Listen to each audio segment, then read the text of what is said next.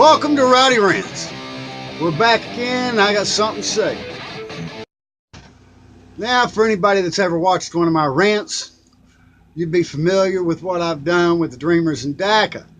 And what I told you the Dreamers in DACA weren't going to go away. As a matter of fact, I told you this yesterday.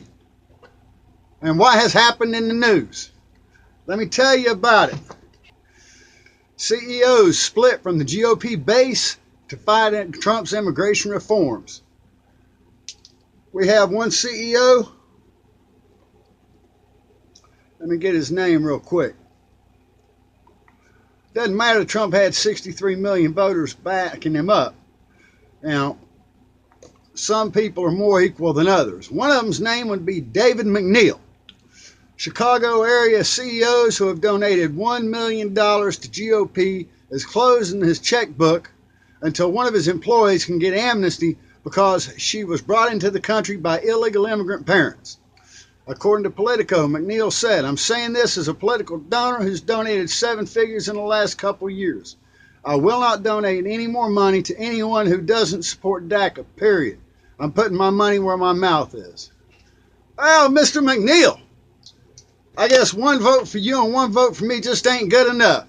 You think that $1 million gives you 1 million votes. You know, the truth is it does. Ain't that something else? Eh? You're just going to throw it on down. All I see is talk about you, talk about your business, and talk about your illegal immigrant labor there. Not a bit of concern about a citizen. Well, you know, thanks to you, guys like me got nothing left to lose other than sit here and run you into the ground. And that's what I'm going to do every day, every chance I get. What else we got? We got more people here we're going to talk about. We're on the gossiping fence. May 24th, that a group of GOP-aligned donors and activists are secretly allying with elite left donors into the Democratic Party. What did I just tell you? Cheap labor politicians, Republican and Democrat. They're not just now allying with the Democrats. They've always been in alliance because they've taken that money in from business. Got to keep that cheap labor flowing. Keep the illegal immigrants coming into the U.S. Got to keep the wages stagnant. Got to keep the people afraid that we're going to ship business overseas. If we can't get cheap labor, we'll send those jobs somewhere else. They love to try and keep people scared. Who else we got?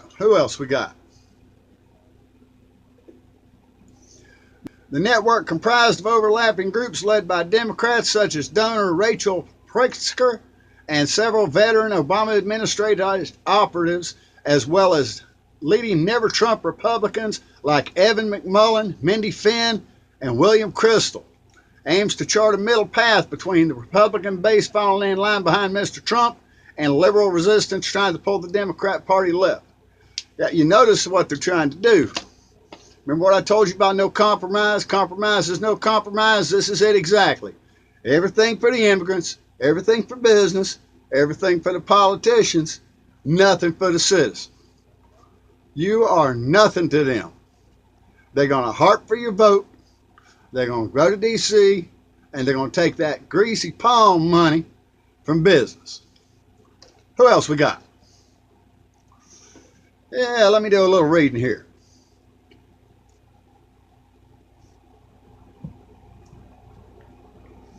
If you're a Republican who is concerned about the health of the liberal order and alarmed over the destruction of norms of American democracy, there's no reason you shouldn't be willing to work with a Democrat. Well, for one thing, this is not a democracy, slick. This is a republic exercising a democratic form of government, you idiot.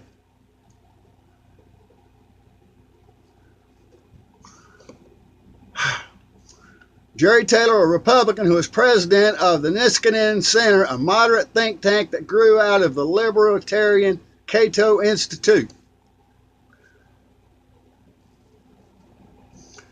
Well, since they don't seem to understand that this is a republic and not a democracy, I don't see him as much of a threat. A fool and his money will soon be parted. Every member of the Illinois delegation knows this is one of the most important issues facing them, and it determines how much money I'm giving them, said Rowe, who heads a pro-immigrant business group in Illinois. Okay, now I suggest anybody familiar with this individual by the name of Rowe, who is pro-immigrant, recognize that the man is anti-citizen. He is anti-American. He is not your friend. He is doing everything he can to undermine your standard of living. He is doing everything he can to make sure that your wages remain stagnant, to make sure that your kids do not go to college.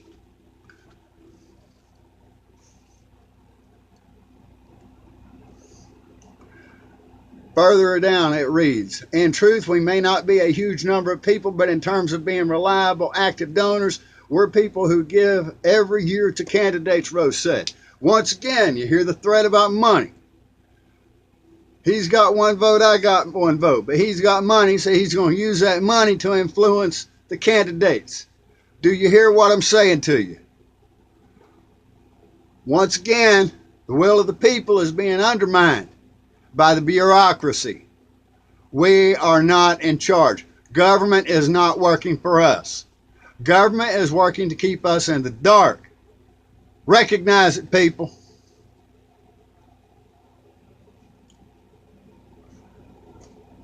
Number 4, the business-led Congressional Leadership Fund, Super PAC, is backing a majority of the GOP representatives who launched the discharge petition process that could allow Democrats to pass a no-strings amnesty through the House before the 2018 election. A partial list of CLF donors is provided by OpenSecrets.org. The list includes investment firms and hedge funds which gain from the GOP's low tax policies and also from the cheap wages and high real estate values ensured by mass immigration. Trump's low immigration policies are pressuring employers to raise wages nationwide.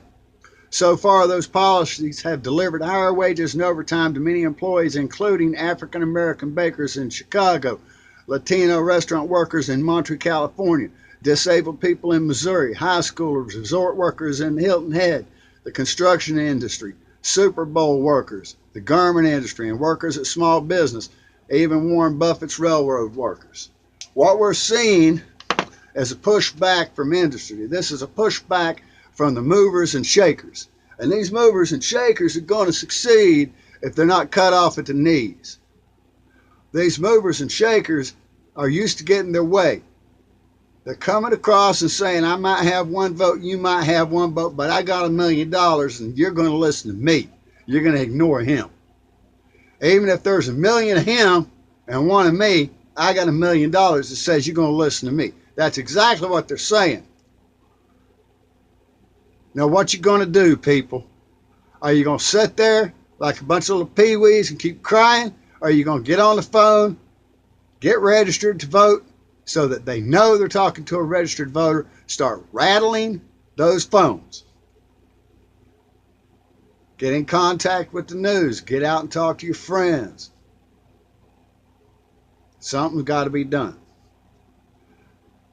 You know, it's amazing to me how much people talk and politicians know. People will cry and complain and never do a damn thing. They won't even so much as sit down in front of a camera and make a video. Oh, I can't do anything about it. This ain't, nothing to do with me. Yeah, it does have to do with you. This is your future. This is your children's future. This is the future of your grandchildren. Wake up, people. It ain't even been a week since I said it. And now here it is. In the news. Look it up. I'm sourcing this from Breitbart.com on the internet. In particular from a John Binder, or John Bender, I apologize if I've said that wrong in either way, and Neil Monroe. To back up and on the particular interests of it, a part of it that really catches your eyes if you read the John Bender article, GOP Voters, Immigration Most Important Issue Facing the Nation. Mr. Bender has done some fairly thorough and introspective research here Latest Harvard-Harris poll finds that a plurality of 41% of Republican voters say immigration is the most pressing issue facing the nation. Meanwhile, 42% of conservatives say the same, while 44% of Trump voters said immigration is the single biggest issue.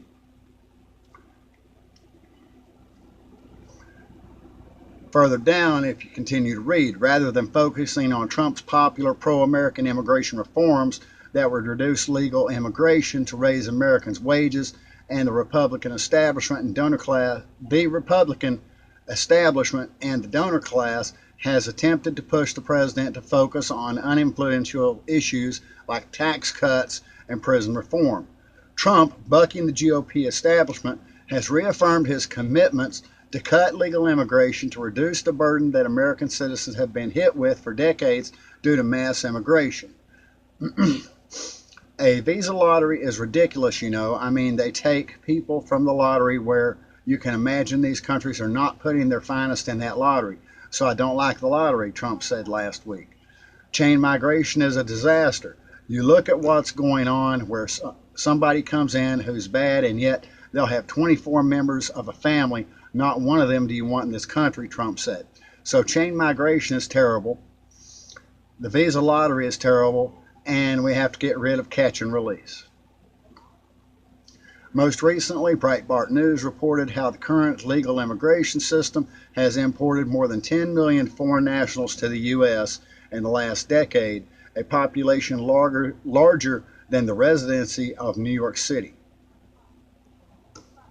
Currently, the U.S. admits more than 1.5 million legal and illegal immigrants every year, with more than 70% coming to the country through the process known as chain migration. 70%. Do you hear me? That means 7 out of 10 coming here are coming here as an attachment to somebody who either snuck across the border or came in through normal immigration channels, whereby newly naturalized citizens can bring an unlimited number of foreign relatives to the U.S. In the next 20 years, the current U.S. legal immigration system is on track to import roughly 15 million new foreign-born voters. Between 7 and 8 million of those foreign-born voters will arrive in the U.S. through chain migration. There we go. Once again, folks, what are we talking about here? We're talking about the U.S. citizen. We're talking about valuing the U.S. citizen. I'm a U.S. citizen. I'm a retired veteran. A lot of good it's doing me. I'd be a lot better off, it would seem, if I was an immigrant. Maybe even an illegal immigrant. I could go to California and get state benefits. Let's talk it over, people. Let's think about it. What we're looking at is we're looking down the barrel of chain migration. We're looking down the barrel of a visa lottery. We're looking at a process that is completely circumventing the will of the people. Trump has backed up the people, and the GOP is trying to steer him away. Why? Because they're cheap labor politicians. We have an entire crop of politicians, GOP and DNC, Democrat National Committee, both, who are not pro-America. They're not pro-citizen. They are not pro-people. What they're here for is they're here for the business. They're here for the bureaucracy. They're here to support their own businesses, their own interests. They do not care about us. They use the issues to divide us. And the people just fall in line like a bunch of suckers. I'm Rowdy. This is my rant. Get up off your ass and do something. Have a good day.